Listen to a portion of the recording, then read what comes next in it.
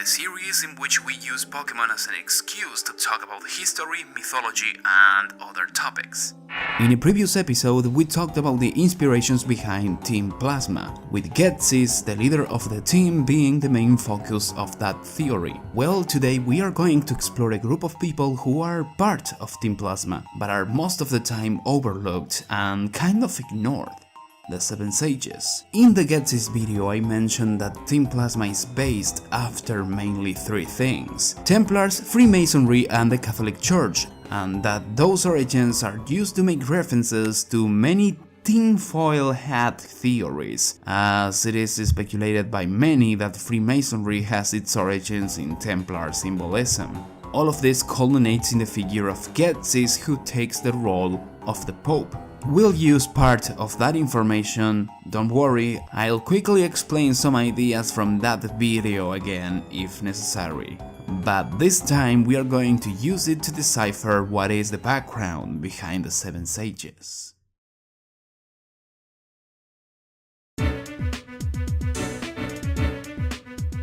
Who are the Seven Sages? As Ghetsis himself explains it, they are a group of highly intelligent people gathered by him to work for Team Plasma, acting as advisors for N, the king of the organization. In black and white, while hiding his real intentions, Ghetsis acts as one of the Seven Sages, leaving the leading role to an oblivious N, who blindly trusts his father's actions. The group takes the traditional place Evil Team admins have in Pokemon, commanding the grants in Team Plasma's crusade to free all Pokemon from their trainers. The grants during Black and White are dressed like medieval knights, in particular Templars, a Catholic order of knights who fought for the Vatican in their pursuit to take over the Holy Land, the Deus Vult people. The connection with the Catholic Church is enhanced by Team Plasma's logo, which is a modified version of the Cairo, a Christian symbol used to represent Christ, adopted after the Roman Empire converted to Christianity. This is why I said Team Plasma is based after the Catholic Church. Just like the Templars follow the orders of the Vatican, Team Plasma grants follow the Seven Sages. Thus, Gorm, Bronius, Rude, Cinsolin, Giallo, and Ryoku take the place of the Cardinals, high-rank priests within the Catholic Church. They are those who vote when it's time to elect a new pope, and also act as advisors for the current pope, just like the sages, not to mention that they dress in a similar style to their Pokemon equivalent. But there's more to the Catholic Roman origin of the organization. Have you ever wondered why Team Plasma is represented by black, white and blue colors? Yeah, the black and white is obvious. It's a reference to the title and theme of the games. But blue, well, let me take you to Italy, specifically to Ravenna. In this city we find the Basilica of Saint Vitale, built during the 6th century AC. The church is known for mixing traditional Roman and Byzantine architecture, but also for its many mosaics.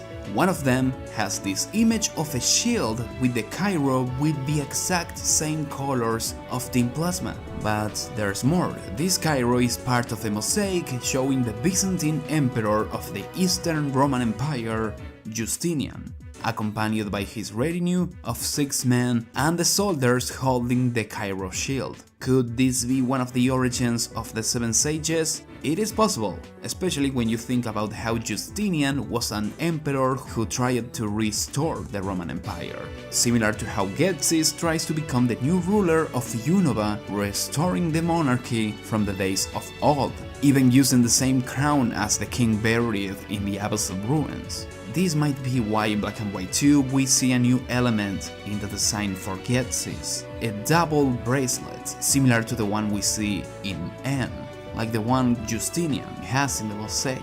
Not to mention, one of the Emperor's hands isn't showing, it's hidden under his clothes. Okay, that might seem like a bit of a stretch, but did you notice Ghetsis wears purple and golden robes? Gold is one of the principal symbols of the Vatican, appearing in the flag and many liturgical clothes. Meanwhile, Eastern Roman rulers like Justinian wore purple robes. Actually, the pigment used to make clothes purple at the time was so expensive that it was reserved only for the rulers, to the point that the royal family of the Eastern Roman Empire was said to have been born in the purple. The color was later adopted by the Catholic Church, and the combination of these colors is worn sometimes by the Pope, but purple robes are commonly seen in bishops. So here we have the continuation of the Byzantine theme in Ghetsis, and maybe also in Sinsalin, whose name means purple, and he is the sage who becomes the interim leader of Team Plasma in Black and White 2. Okay, cardinals, sages, and Byzantine emperors. Is this all we can say about the sages? Of course not. There's lots more. You might have noticed that the Seven Sages is a name not exclusive to Pokemon. All across history, mythology, and fiction, we can find multiple groups with the same name. Yeah, the name doesn't only sound familiar because of those guys from The Legend of Zelda, no. From west to east of the globe, the Seven Sages are a common figure of many cultures. For example, in India we find the Saptarshi, the Seven Sages who are considered the patriarchs of the Vedic religion. They are light beings who have the responsibility of carrying the energy and knowledge of higher realms to the physical world. They usually follow someone referred to as Manu, a primordial man, and in one occasion the Manu is warned by Vishnu, who appeared in the shape of a fish, about a flood that is going to annihilate humanity, and advises the Manu to build a boat and to take the sages with him. And this is just one group of many, and you'll see some aspects from these guys reappearing in other sages. As you may know, the legendary Pokemon of the region, Zekrom and Reshiram, show influence of both alchemical concepts and ancient Chinese philosophy, especially the symbol used to represent duality, the yin and yang.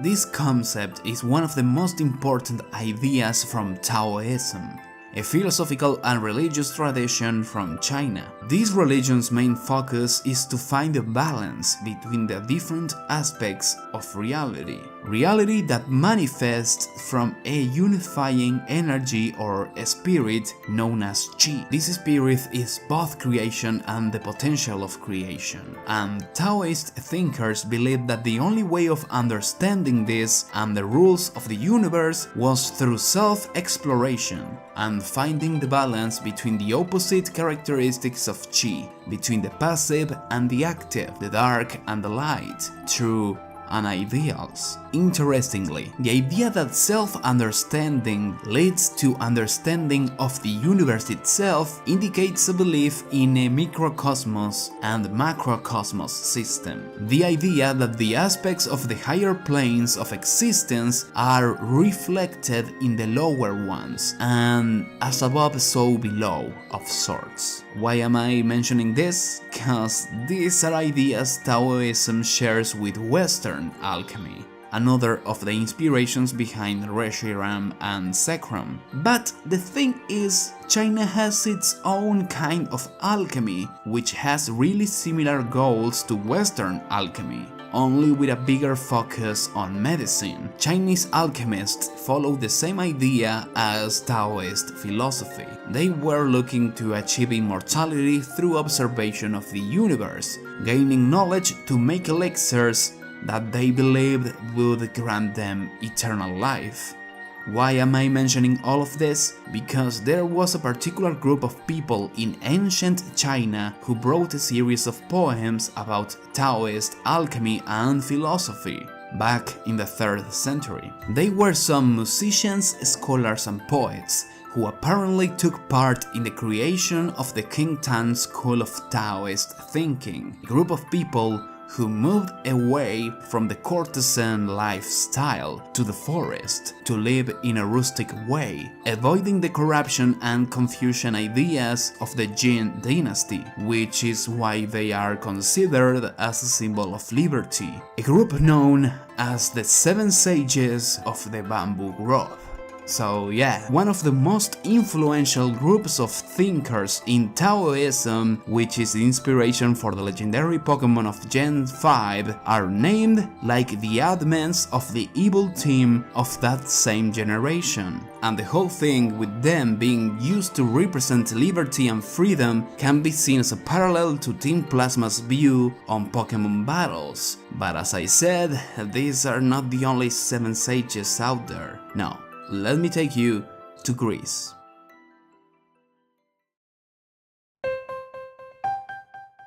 When you face the 7 sages at En's castle, they quote different Chinese philosophers, but this seems to emulate what we see in the Greek 7 sages. This particular group was composed by mathematicians, politicians, and thinkers who lived in the 6th century BC. They were regarded even by Socrates and Plato as the old wise men of the nation, who paved the way for the biggest philosophers of ancient Greece. The thing with these guys is that they are remembered by a series of pithy sayings and maxims, which goes well with the speech style of the 7 sages, even if they quote Chinese proverbs. There are many different stories with different versions of this group, with a few changes on who the members were, but most agree on a specific set of 7, from which some of the sages are still relevant to this day, like Thales of Miletus, said by Aristotle to be the first philosopher of ancient Greece, and the founder of the Ionian school of pre-Socratic philosophy. This school of thinking is well known for being the first to start to think the world beyond myths, for trying to find explanations for the natural phenomena beyond the supernatural. The school gets its name from where it was founded, in Ionia, a region located in the ancient Greek Anatolia, modern-day Turkey. And Ionia actually gives name to the Ionic order of architecture, from which we get Ionic columns, like the ones we see at Circhester in Galar, and the reason why the hotel from this city is named Ionia Hotel. But I digress. What we should mention is that between many things, Thales is known for his influence on modern geometry. Thales had traveled to Egypt, which at the time was way more advanced than Greece in many regards. There he learned about geometry and also developed a theorem used to calculate the height of pyramids from their shadow. Which is interesting considering Ghetsis has some Egyptian symbolism within himself, be it Cofagrigas or the all-seeing eye, even if in this case it's closely related to the Freemasonic use of the symbol. Also, the all-seeing eye represents the divine creator of the universe, known in Freemasonry as the Great Architect of the Universe. The G, a token god that adapts to each one of the members' personal beliefs. So there you have the architecture theme, and N is really into architecture. Also, there are legends about the 7 sages, one of them telling the story about how each one of them passed the title of most wise man of Greece to each other, with the next on the line always rejecting the privilege, to the point where they had to declare that the god Apollo was the wisest above everyone else, devoting their knowledge to the god. And now Apollo has many counterparts, one of them his cousin, the goddess Hecate, a goddess speculated to be of Anatolian origin, with a name believed to have been taken from the Egyptian goddess of childbirth, whose name means magic. Hecate usually appears having 3 bodies, while holding torches, but this image evolved with time until Hecate became a single body with 3 faces. Later on, especially during Byzantine times, she took the role of a protective goddess who guarded the entrance to houses and temples, protecting them not only from human attacks, but also demons. She was also seen as the holder of the keys to the underworld and the guide of souls to the afterlife. She was the goddess of boundaries and was able to travel to the underworld. Because of these characteristics, she became the goddess of witchcraft and is to this day revered by Wicca and Neo-paganism. Ghetsis' name seems to not only be a reference to the Triton known as the devil in music, but also to the Greek word for sorcery. Oh, and Hecate was used as inspiration while being mixed with the Roman goddess Libertas, the personification of liberty worshipped by former slaves, for the Statue of Liberty found in New York, place Unova is based after. The place has connections to the emancipation of slaves, which is the goal of Team Plasma after all. This might be why Team Plasma targets Liberty Garden in black and white, but is there another reason why Hecate is important? Let me take you to the oldest civilization in the history of humanity, Mesopotamia. Different cultures, like the Akkadian and Sumerian from Mesopotamia, had their own group known as the Seven Sages, the Apkallu. The Apkallu were demigods of sort, mythological creatures who were responsible for giving knowledge to humanity, teaching them about letters, science, and every kind of art. They are usually depicted as hybrids, combining a human figure with animal features, like birds, for example. But the most common and most relevant depictions of these guys are the ones in which they are shown to be part human and part fish. The Apkallu were said to be high priests and advisors to the kings from before the Great Deluge, a flood sent by the gods to kill all of humanity. The Seven Sages from India were also related to an universal deluge and a fish. The Apkallu's role as advisors of the kings was meant to justify divine kingship, putting the sovereign in the place of a representative of the gods. But where did the Apkallu get their knowledge from? From Apsu, the underwater sea, the deep, the abyss, the realm of the god Ea, or Enki, who was the one to warn humanity about the deluge. So the Apkallu, the Seven Sages, are really knowledgeable people who got their knowledge from Ea's abyss. This takes me to Ghetsis, because he's obsessed with knowledge. He did not only gather the sages because of that reason, he also mentions he wants to use the knowledge of the legendary Pokemon to create a new world, like the twin heroes did, like the Apkallu. All of this is especially interesting to me because we know AC is partially based after the Mesopotamian hero Gilgamesh, a king who committed crimes against his people and was punished by his own pursuit of immortality. In the Epic of Gilgamesh, the Apkallu are involved, as well as Enki, and it is mentioned that Gilgamesh gained knowledge from the deep.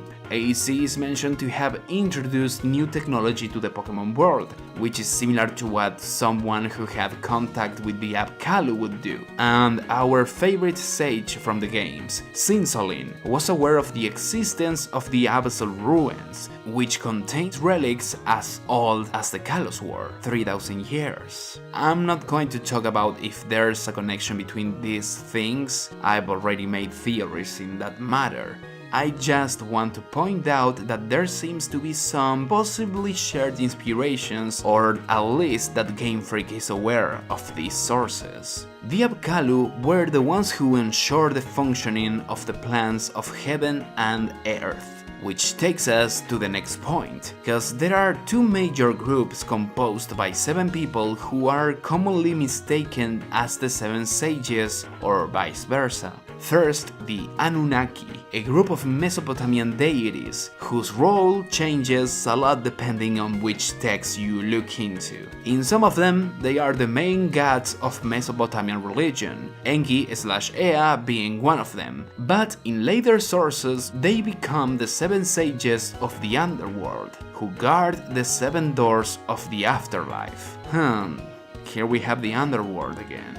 Remember we talked about Hecate having a similar role in Greece? Well, in Mesopotamia the goddess on charge of the afterlife was Ereshkigal, and it just happens to be that during the 3rd century AD, during a period of contact between the Greek and Babylonian cultures, these two goddesses joined into the syncretized figure known as Hecate Ereshkigal, combining both into one singular goddess who personified magic, and we already linked Hecate's connection to magic and witchcraft to Ghetsis, but there's more. Ereshkigal was often paired with her sister Inanna/Ishtar, the goddess of heaven, and there are art pieces in which it's hard to distinguish between them, the most well-known being the Queen of the Night relief, in which we see the goddess holding a rod and a ring, items believed to be construction tools,